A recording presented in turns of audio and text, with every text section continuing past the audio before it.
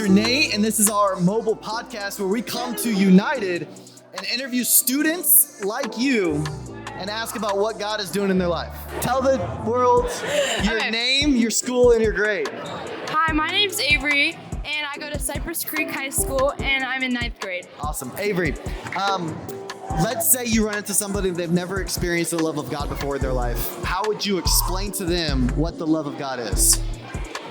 I would explain that the love of God is a sense of peace, and that whenever I feel like it's definitely a sense of peace, and I just feel like comfortable with Him. That's awesome. So how has God's love transformed your life? Well, when I was not a believer of Jesus, I felt like I've always known who Jesus was, and I felt like I was always looking for something more, and His love transformed my life. Like when I was at Clash Camp, and one night I prayed the prayer, and ever since I've been living for God, and it's just been so amazing because I feel like I've been helping other people, and it's just made me be so much of a better person. That's awesome. Cool. Thank you for joining us. Great job. I'm Carter Gilbert. Where do you go to school?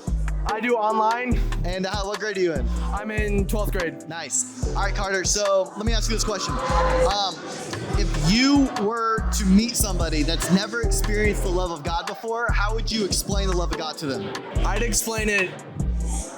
ask them to think of all the love that they've ever felt before, like the most love they've ever felt.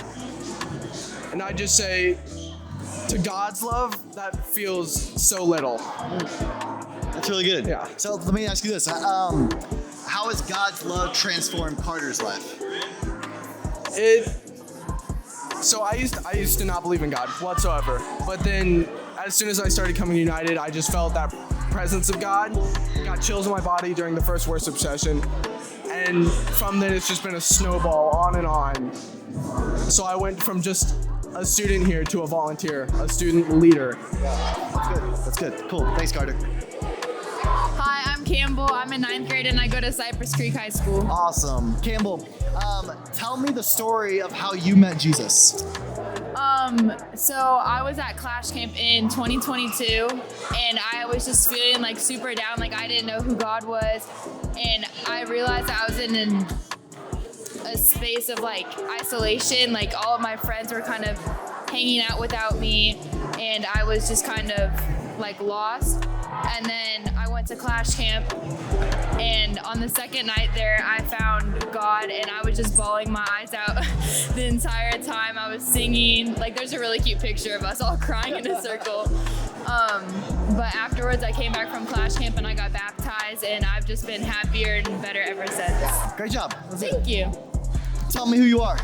I'm Quentin Baptiste, Where do you go to school? Glen Lakes High School, And what grade you in?